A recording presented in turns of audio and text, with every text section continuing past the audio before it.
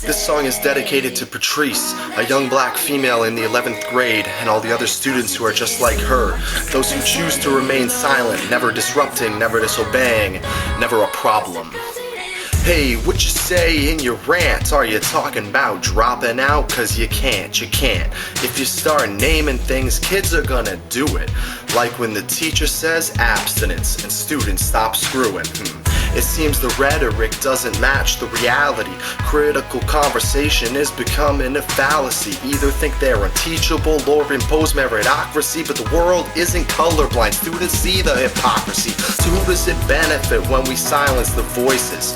What do we gain from the limiting of their choices? It's also backwards, their definition of success. And the saddest thing is, some think it's all for the best. So what you say?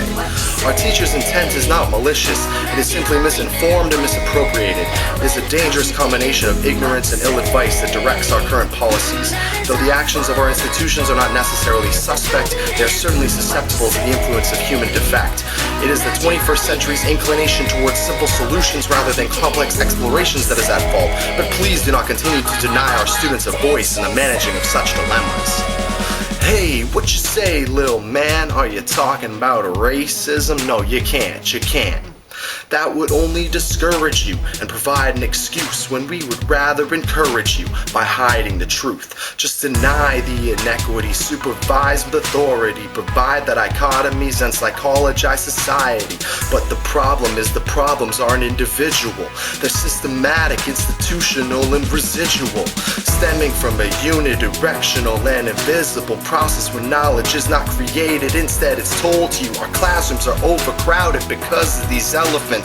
Let's point them out, discuss, and discover their relevance. What do you say?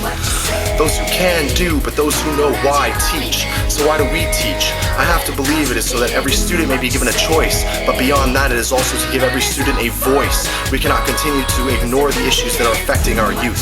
We cannot continue to destroy the same quality that we claim to nurture. We are all students, we are all teachers, and we are all learners. Together, let's unmask the paradoxes, abolish the contradictions, and promote a truly free discussion within our classrooms.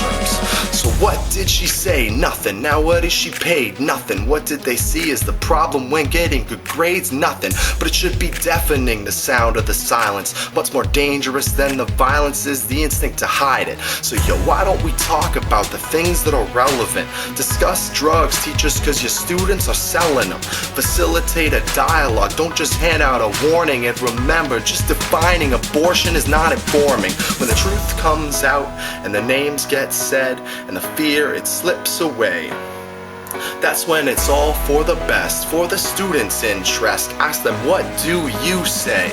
Come on, what you say? We are not the all-knowing, omnipotent transmitters at the front of our classrooms. We should not contribute to the artificial dichotomies of good and bad, smart and dumb, moral and immoral. Nor should we continue to alienate social concerns away from the sphere of academia, because they are and will continue to be one and the same.